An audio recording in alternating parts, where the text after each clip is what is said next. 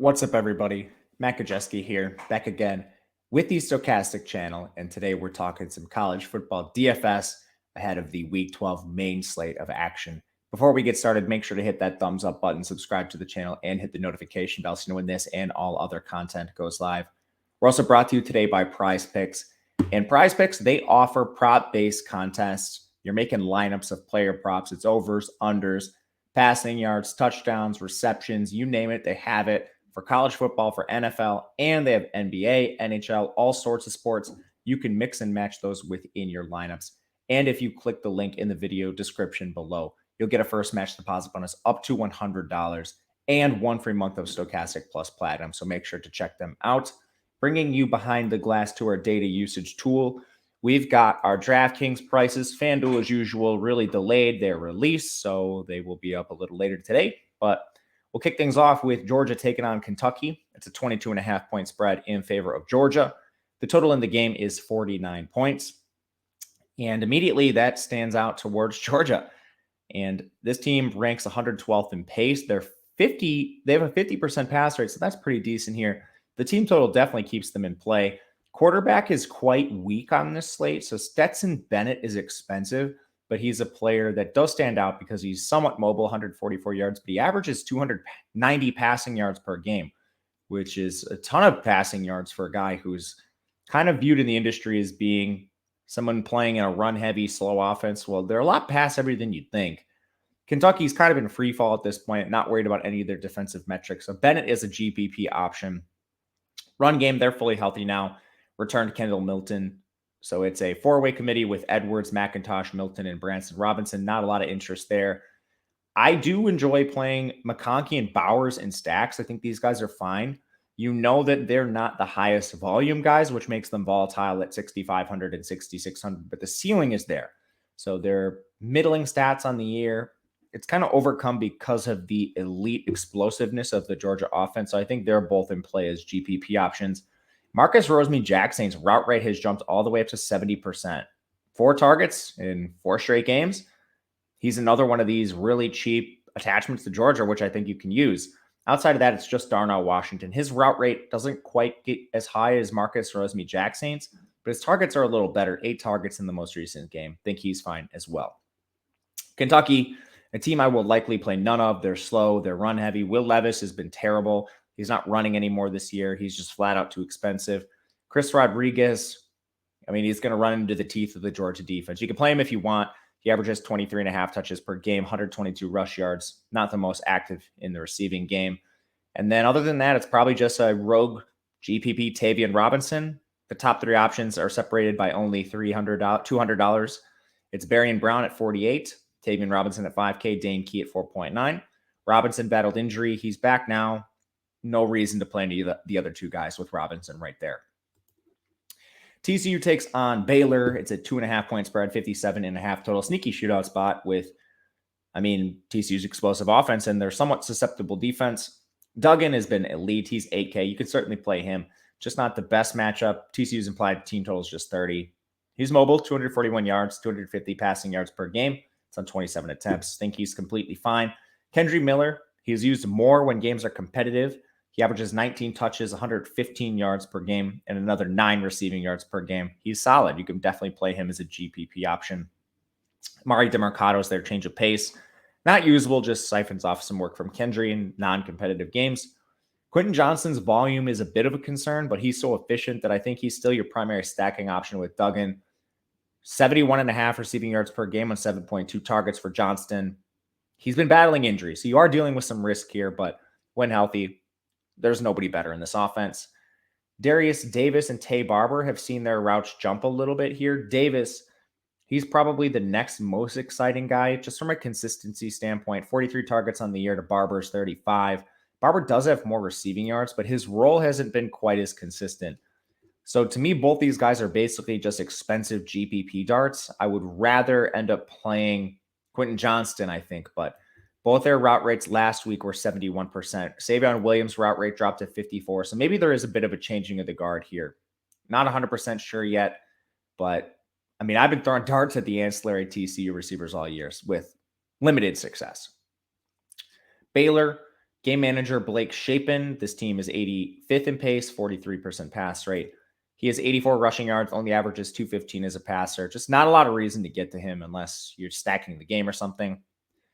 People that like to play the Baylor running backs have higher tolerance for pain than I do. Richard Reese, 31 carries, 37 carries, followed by 4 carries and 9 carries. Like, people play him even though his projection's bad. We don't know his role. Like, there are games where he's going to carry the ball 35 times. Then there's games where they're going to use Squirrel Williams and Quaylon Jones. So part of the reason Richard Reese had those 30 carries is Craig Squirrel Williams was out. Well, he's back now, and he's playing snaps no matter what. And then when Baylor's down in games, Quaylon Jones is the pass catching back. Richard Reese just doesn't get targets.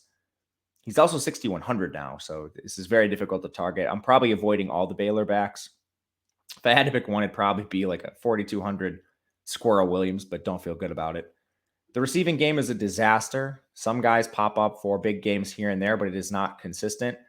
Last week, Monterey Baldwin did return. He's their alpha when healthy, but he only averages 51 yards per game. Targets are volatile, just like the carries in the backfield. Hal Presley is the 2. Limited upside with him, 34 yards per game, just not going to get you there. And then Gavin Holmes didn't play. Josh Cameron came in for 10 targets, which was a bit confusing, but this might be a changing of the guard. I don't know what's going to happen here. Watch the status of Josh Cameron. Watch the status of Gavin Holmes. I don't know if he exited the game due to injury or what, but 19% of routes from him. Cameron was at 90% of the routes. Not sure. Tight end Ben Sims, he's consistent, but low upside consistency. He just plays a lot. You're not really getting a lot out of Baylor. I'll have limited exposure.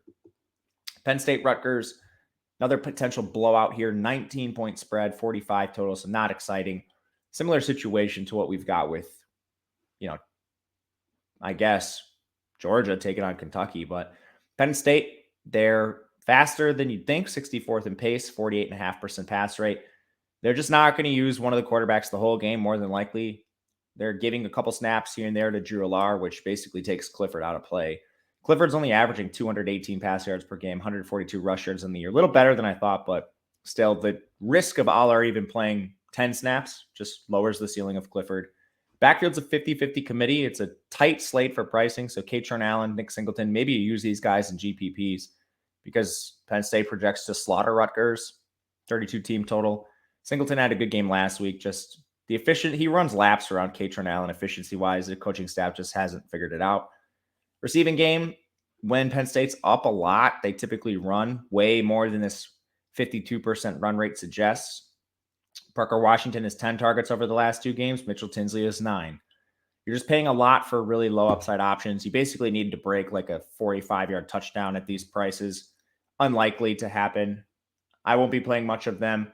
And then they're using 12 personnel more than 11 at this point. Brenton Strange and Theo Johnson are the 2. Theo Johnson's somewhat interesting at 3,600. He has a 4-target average over the last 3 games. Tight slate, so you're going to need to play someone cheap more than likely. He's much cheaper than Brenton Strange, and he's playing more. His route rate is better than Brenton Strange over the last 3 games. I'll find it for you guys quick before we move to the next game. But if you're looking at routes for these 2, last week, Theo Johnson, 71%. Brenton Strange, 53%. So use a lot of 12, but mostly Theo Johnson. Excuse me. Rutgers. So Rutgers, 106th in pace, 46% pass rate. Gavin Wimsatt's their full-time starter now. Looks like these rushing numbers did not update, so I'll take them behind the scenes and try to do that. Again, really short week for me, so I will make note of this to fix. I don't know what Gavin Wimsatt's rushing numbers are, but he's mobile. So on a slate where we're really tight in pricing, I think he's somewhat live. Just a very difficult matchup. Penn State has a good run defense. So watch Wimsatt. This will be updated with his current rushing numbers after the show. Again, had to do this really fast. The backfield, Samuel Brown's out for the year. Al-Shadi Salam did not play a snap in their last game. No reason why. So maybe he's hurt. But one thing to be cognizant of moving forward, especially the last 2 games and ahead of bowl season, some players are just going to sit out. Some of them because they have NFL prospects. Some of them because they play on bad teams and they're not seeing the work they want. So there's transfers potentially for some of these guys. I'm not saying Al-Shadi Salam is one of them, We just had an absence with no word why. So that could be it. It could be a legit injury. Rutgers doesn't exactly have the best reporting. So watch this across all of college football. With all that said, Kyle Monangai handled 24 carries, and we had Aaron Young just 6 as the change of pace. Wouldn't expect that to change too much. But you're still allocating $4,900 of your total salary to a running back who's a 19-point underdog and plays for a 13 implied team total. And from there, I'm not playing any Rutgers pass catchers more than likely. If I do, it's probably Johnny Langan just because he's the cheapest. But again, they have a 13 total. They can't throw the ball. Indiana, Michigan State. This game has a 10-point spread in favor of Michigan State, 47.5 total. Indiana's first in pace, and they pass the ball 61.5% of the time. Connor Basilick looks like he's going to play here.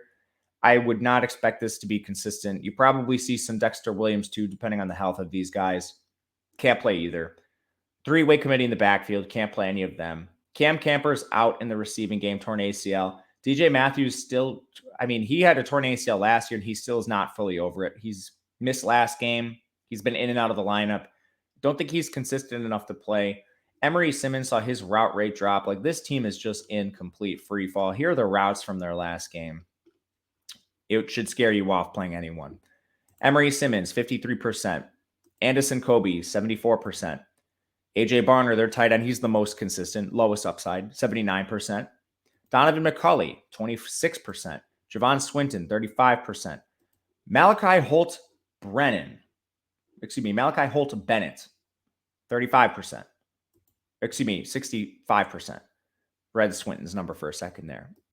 Anyway, Malachi Holt Bennett popped up for a 65% route rate. Even James Bamba, backup tight end, 35%. Just like roll a 12-sided dice if you're going to play an Indiana receiver. There's no differentiating them right now. Moving to Michigan State, Peyton Thorne actually looks pretty decent here from a price-adjusted standpoint.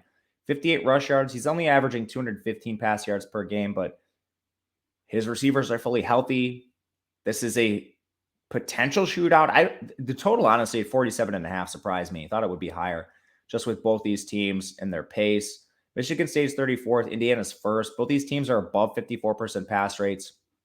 We'll see, but somewhat interested towards the over. And Thorne's not a terrible price-adjusted play just because the slate's tight. He's easy to stack too. Jaden Reed at 5,600, Keon Coleman 55. Like, I'd rather play either of them than Penn State receivers. Target volume's just so much better. Reed averages 7.2 targets per game, 61 yards per game on the year. Keon Coleman's at 60 yards per game on 6.9 targets, so very little separates them, including price. Outside of that, you're not really playing anybody. Routes are just not consistent between the tight ends. Trey Mosley's technically to 3, but only 3.6 targets per game. Not really interested. You might be able to throw a dart at a back here. I wouldn't feel good about it, but Berger at 5.7, Broussard at 5K. When they're ahead, they love running the ball. Berger had 17 touches last game. Broussard, he had 11. The only issue is Elijah Collins did play. I know that shows no carries here, but he got a couple snaps. Watch him, I guess. It's likely a three-way committee, which makes this risky, but Berger's not a terrible play. His name should at least be brought up. Illinois takes on Michigan here. 18-point spread in favor of Michigan. 40.5 total, which is pathetic. Illinois comes down to just Chase Brown play. If he does, you can play him. If he doesn't, you can't play anyone on this team more than likely. DeVito's been atrocious. 208 yards per game on 28.5 attempts. He essentially can't throw the ball downfield. So Isaiah Williams, their receiver, averages 8.1 targets per game, but there's just no upside whatsoever. Pat Bryant got hurt in the game. It's a concussion. We'll find out later if he plays. Whether he plays or not, I don't have a lot of interest in playing Brian Hightower or Casey Washington.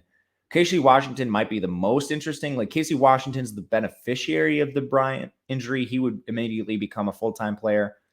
But it's really tough. Tip Raymond, their tight end, he saw his route rate jump drastically last week, so this could be worth mentioning. 78% of the routes after he previously split time with Luke Ford and Michael Marchese. He's 3,100, so if you're just looking for, like, all right, I'm playing Corum, I need value because my lineup is full of studs. Tip Raymond on the other side. Like, I think you could do worse, but you definitely don't feel good about it. J.J. McCarthy's been awful lately for Michigan, but they haven't needed him. I don't really know what their game plan is going to look like this week. I think it's probably vanilla with Ohio State on deck. He does have 195 rush yards. He only averages 174 through the air. He usually projects pretty well, but it's based on touchdowns. Like, because Michigan always has an elite implied team total, but here they don't. And he's still 7K, so he's just a complete X out for me.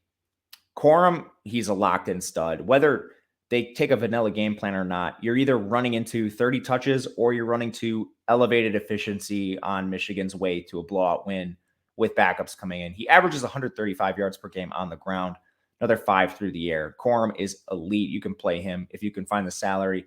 Donovan Edwards is hurt.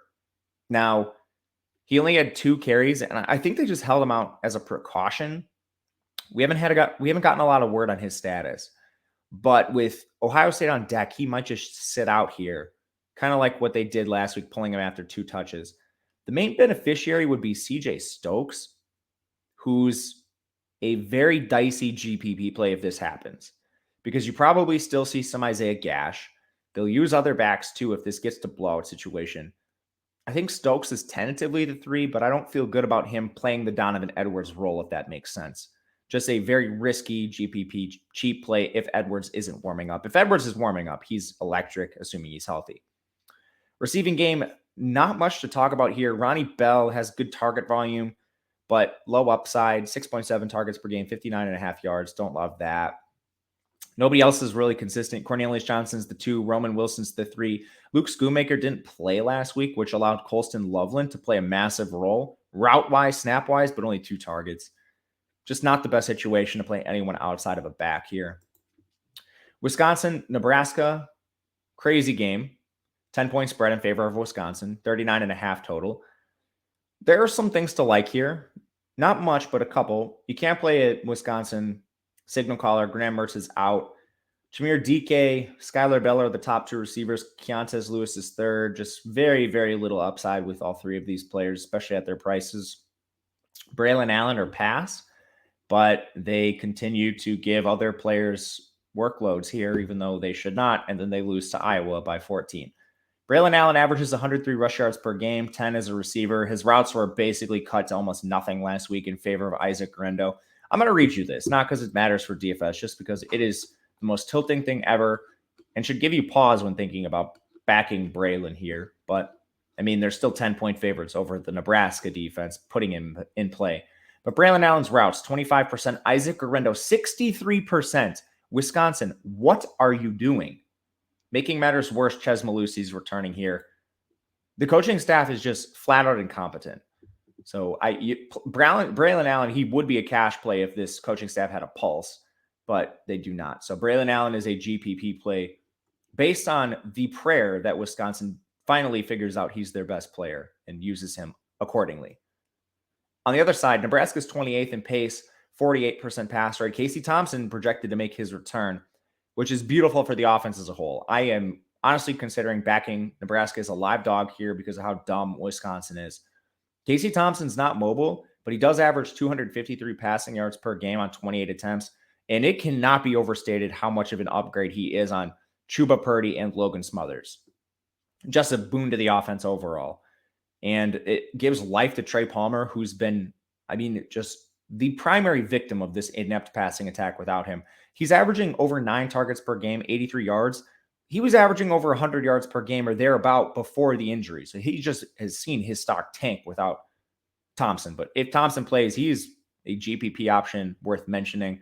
Outside of that, it's pretty nasty. Marcus Washington, Travis Vokolek, Alante Brown, pretty nasty rotation.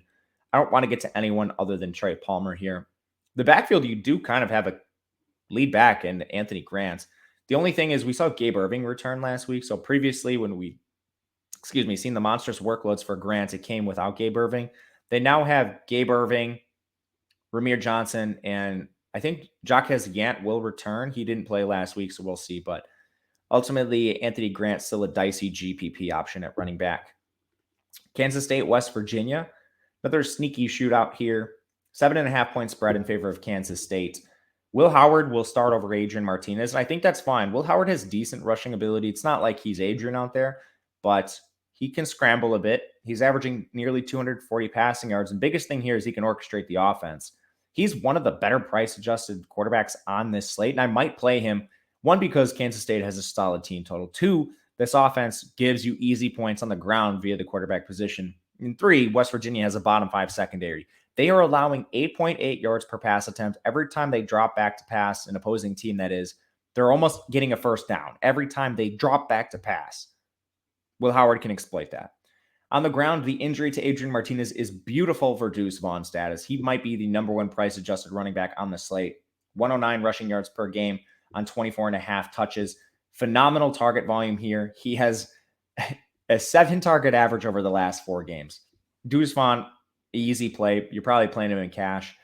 And then these receivers aren't as bad as you'd think. They're only playing 3 of them, basically. It's Malik Knowles, Phillip Brooks, Cade Warner. Prefer them in that order.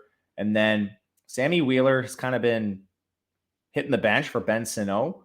So even he could be viable at 3,300, but trying to play Deuce Vaughn for sure.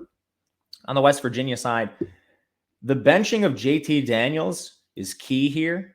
Garrett Green is really interesting if he starts. Now, it's predicated on that big if. If this is going to be a quarterback platoon, I want no part of this. If Garrett Green draws the start, plays the whole game, he has electric dual threat ability. Averages over 6 yards per carry, 212 rush yards this year on very limited work. Passing stats significantly warped, but you're not playing him for his passing. And then in the run game, Tony Mathis returned, immediately carried the ball 23 times. Mathis is playable at this price. Justin Johnson went back to the bench. The only issue is Garrett Green, if he starts, is going to handle a lot of carries himself and potentially cannibalize Mathis. But 2 playable options for sure. And then last thing, if Garrett Green starts, I would be very hesitant to play these receivers. This pass rate you see for West Virginia, nearly 52%. I'm not sure that persists. I think we're down closer to 45%. Could be even worse than that, honestly. So Bryce Ford, Wheaton, Caden Prather, Sam James. Risky options. If I'm playing one, it's Prather. Washington State, Arizona, phenomenal game. 63 total, 4-point spread in favor of Washington State. The revenge of Jaden Delora. 32nd in pace, that's Washington State. Arizona's 30th. Both these teams have a 60% pass rate or thereabouts. Arizona sits at 59. Cam Ward, playable, 6.8K, stackable for sure. Not mobile, but averages 258 yards per game on 38 attempts. Volumes there. Efficiency should be there too. Arizona has a putrid defense. Stackable for sure. We're getting back Renard Bell this week, which is positive. He's a top 3 receiver on this team when healthy. I'll read you the routes recently. We can try to decipher it, but I'm expecting a rotation. Jazon Stribling, 66%. Donovan Ali, 68%. Robert Farrell, 49%. Lincoln Victor, 34%. Leighton Smithson, 61%. And then it's just kind of scraps here. And I think these guys, like Billy Revere, he's a tight end. Sion Nunnally, Orion Peters, these guys probably sacrificed their routes for Renard Bell coming back. But as you can see, it's not consistent. You're throwing darts here. I like the cheaper guys like Donovan Ali. He would be the number 1 for me if I'm throwing a dart at these guys. Backfield, Nakia Watson returned. 16 carries, 19 carries. Nice to see him immediately back in his old role. For touches, that's 18 touches, 20 touches. Nakia Watson's playable at 3,800. He's a favorite against a Arizona defense allowing 5.8 yards per carry. On the Arizona side, Jaden Delora, he's playable as well. More mobile than Cam Ward on the other side, 129 yards. He averages 297 passing yards per game. Washington State has a better defense, but Delora has carved up even better defenses than this. He's fine to stack. If you are stacking him, very clear who they use. Cowing's the 1, Singer's the 2, Tetairoa McMillan's the 3, Tanner McLaughlin's the tight end. All of them are playable. All of them are stackable. I want at least one player from Arizona. Michael Wiley's their tailback. It had previously been a 4-way committee, but with the positive game script they used last week, he had 21 carries and 6 targets, 27 touches. He's playable here too. Houston, East Carolina, another shootout, 68 total, 6-point spread in favor of ECU. Houston's 45th in pace. East Carolina's 83rd. Pass rate, Houston, 56%. East Carolina, 54.5%. Clayton Tune, averaging 301 passing yards per game, has 413 rush yards. He is a solid DFS play. Just expensive. You can tell the solid DFS plays at quarterback are all expensive, so you have to make some concessions. The backfield is a mess. We saw the return of Tazon Henry, but Brandon Campbell hasn't played in 2 weeks. At best, this is a 2-way committee between Snead and Henry. At worst, Campbell returns. It's not a run-heavy offense to begin with, and that's the strength of ECU's defense. So don't want to play a Houston RB. Snead, semi-interesting because he led the committee. He had 14 touches. In the receiving game, Nathaniel Dell, He's elite. 13.5 targets per game over the last 4, averaging 102 yards per game. He'll get some carries here and there. Nathaniel Dell, if you can afford him, is awesome. Samuel Brown's now the wide receiver 2. He's averaging 41 yards per game, but he's averaging 8.5 targets per game over the last 4. Just a vastly different role than the beginning of the year. Keyshawn Carter and Matthew Golden are splitting the wide receiver 3 role. Just not a lot to talk about there. And then Christian Trahan's their tight end. Not a full-time role for him either. Certainly prefer Samuel Brown and Nathaniel Dell to anyone else in the pass game. Passing game for East Carolina, Holton Hilaires, 146 rushing yards in the year for him is serviceable. 290 passing yards per game on 37 attempts. I think he's the best cheap quarterback, at least right now. Just because he's somewhat mobile, that volume is awesome. Houston does not have a good defense. Both these teams can attack each other via the pass. In the run game, Keaton Mitchell got hurt late in their last game. So I think people might be a little worried about the 16 carries. I'm not too worried. Mitchell's incredibly efficient, 108 yards per game on the ground, active as a passer as well. Another 16.5 yards there and 18.2 touches. Marlon Gunn is actually a viable change of pace. He's not Rajai Harris, who's out for the year, but he's semi-playable at this price. 43 yards per game on 9.3 touches. He hasn't seen fewer than 9 touches in 3 straight games. Again, a little bit of noise there, but he's not terrible. Isaiah Winstead, CJ Johnson, the top 2 options. CJ Johnson expected to play after getting carted off last week. Shocking, but their coach said straight up he's been cleared. So I'm not even really that worried. They're both solid price-adjusted plays. 10.4 targets per game for Winstead. Johnson's at 6.4, but that's risen to 8.3 in the last 4 games. 93 yards per game for Winstead, 82 for Johnson. They're both playable. Ryan Jones is their tight end. He averages 5.2 targets per game, just way less efficient at 38.7 yards. Everyone else is rotating. Jalen Johnson returned, which put Josiah Hatfield into a rotation. They also use a second tight end in Jake Calhoun. Not interested in the ancillary pieces. Boston College, Notre Dame, 43 total, 20.5 point spread in favor of the Irish.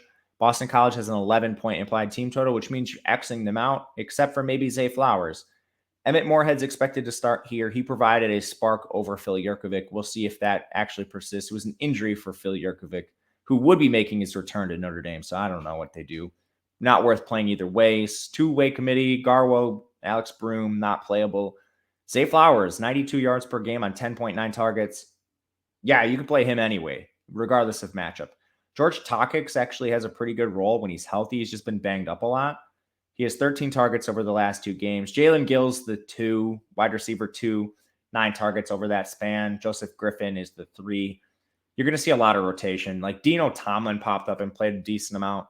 I don't think you really want to touch anyone other than Zay Flowers. Not a good situation here. I guess I'll bring up the routes just in case you want to play a cheap guy, but man, it's rough. So last game, 98% for Flowers. Takix, 80%. Jalen Gill, 60. Joseph Griffin, 33. Dino Tomlin, 68. Yeah, it's not pretty. Notre Dame, pretty easy evaluation. They're 116th in pace, 39% pass rate. You're not really seriously considering Drew Pine, even off a pretty good game, career game, honestly. Still a 2-way committee between Diggs and Estime. They've basically phased out Chris Tyree. Diggs is still cheaper than Estime, so that's the preference for me. It's going to be a 2-way committee there. Michael Mayer's the only consistent pass catcher at this point. He only has 5 targets in the last 2 games, each 65 yards per game. Kind of needs to be coaxed into more competitive games. They're just messing around right now with the offense a little bit. They've benched both Styles and Lindsey at times. Neither of them have a full route running anymore. Jaden Thomas is kind of playing more. They're involving like Deion Colsey. Tobias Merriweather might return. Just a disaster here outside of Mayer. Ohio State, Maryland. This game has a 62.5 total, 27.5 point spread. So Ohio State immediately stands out. Stroud's playable, even though he's extremely expensive. So you got to make concessions. 83 rush yards for him, more than you'd think. 274.5 pass yards per game for Stroud on 27.5 attempts. He's easy to stack. You're either using Harrison, Abuka, or Fleming. Everybody else, just you're gambling on how bad they're beating Maryland. Stover's their tight end. He's locked in too. Prefer Harrison to Abuka slightly, but not by much. Backfield, don't know who's playing. Allegedly, they're going to have 2 of their 3 backs, and Mayan Williams, Trevion Henderson, and Chip Tranum, who's not in the player pool. Good job, DraftKings. So It's going to be a 50-50 committee if Mayan and Henderson play. I have real reservations about playing either of them with Michigan on deck. Both of them have been hurt in the last 2 games. And, I mean, their fourth stringers, Dallin Hayden, who carried 19 times. He's not Mayan Williams or Henderson, but he's still a 19 running back recruit in his class, 4-star prospect. Just no reason to rush these guys back. Maryland, 66th in pace, 50% pass rate. They're trying to run the ball. They're not going to have success here. Taulia Tagovailoa is shell-shocked. After averaging over 300 pass yards per game, he's down to 239 pass yards per game this year on 31 attempts. He had under 100 passing yards last week. He's just scared, man. A lot of fear in his heart after he got hurt this year. I cannot put real American dollars on his current cowardice. I also can't play a running back in a timeshare with Roman Hemby, Antoine Littleton. They rotate receivers. They use about 8 of them between Jarrett Jones, tight end Dykes, Jacob Copeland, Dontre Demas, CJ Dippre, Ty Felton, Octavian Smith. They're all getting snaps. It's a bad team. Miami takes on Clemson. 19-point spread, 48 total. Both teams are middling in pace. Miami's 65th. They pass 53% of the time. Tyler Van Dyke's hurt.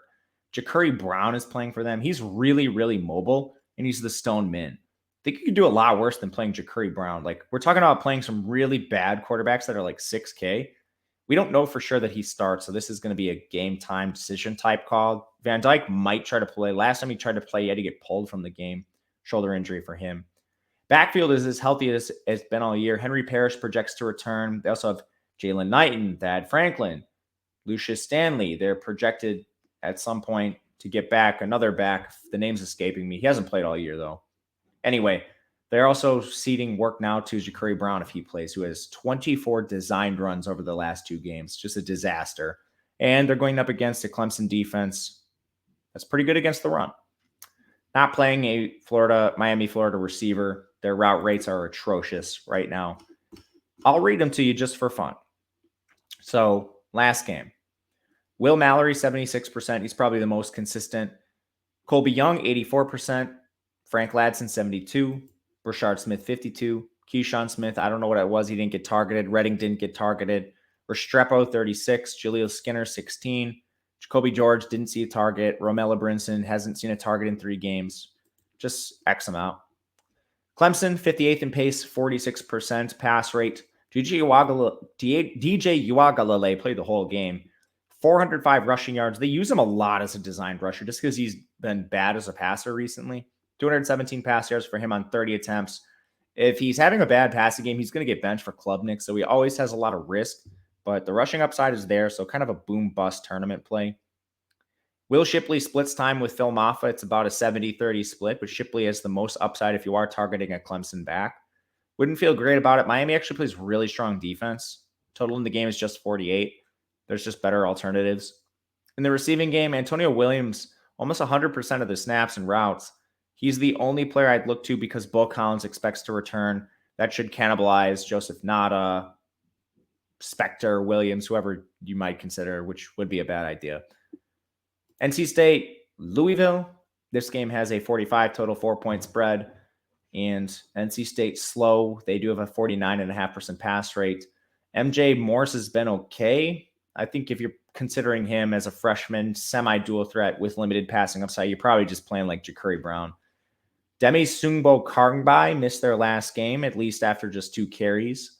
Then they gave Michael Allen 14 carries, Jordan Houston 4 carries. Impossible to play them. Devin Carter is expected to return here, rendering the receivers all awful plays as well.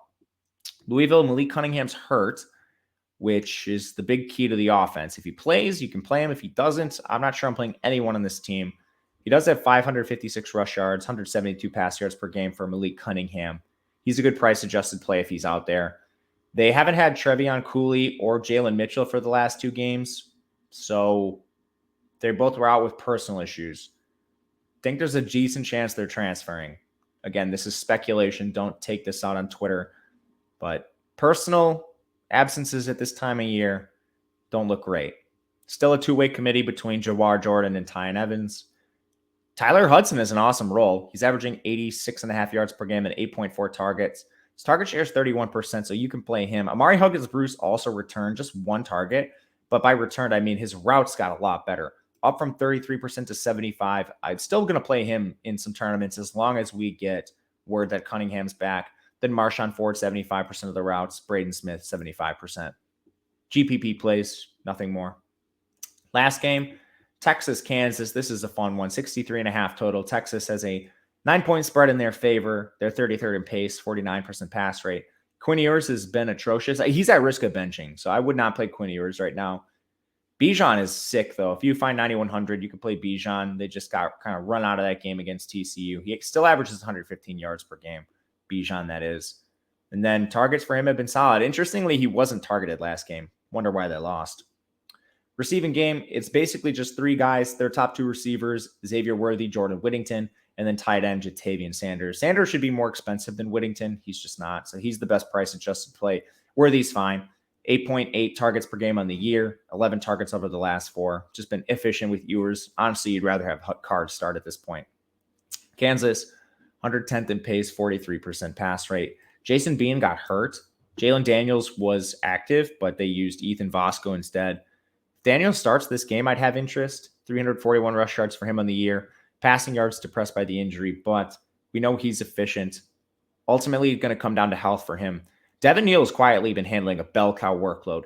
96 yards per game nearly on 16.2 touches, while he has carry counts of 32 and 24 in the last 2 games, including 7 targets and 5 targets in that span. His touch counts are 39 and 29 over the last 2 games. Neal is certainly playable in tournaments. The receiving game, it's basically the same story the whole year. Luke Graham, Lawrence Arnold, Quentin Skinner, Mason Fairchild are the top 3 with a rotation, including guys like Jared Casey, Trevor Cardle, Torrey Loughlin. He's kind of like a hybrid receiver back sort of guy. Not the most interesting. They are predicated on Daniels playing in just tournament-only plays in game stacks. All right, guys, it was a quicker breakdown today. Still, let me know what you think in the comments section. We'll answer some questions because it had to be fast. Otherwise, we'll be back again next week breaking down the rest of it. And hit the thumbs up button on the way out. Subscribe. It helps a ton. Otherwise, follow me on Twitter if you'd like, @Matt_Gajeski. Otherwise, we'll see you again next time. Have a good one, guys.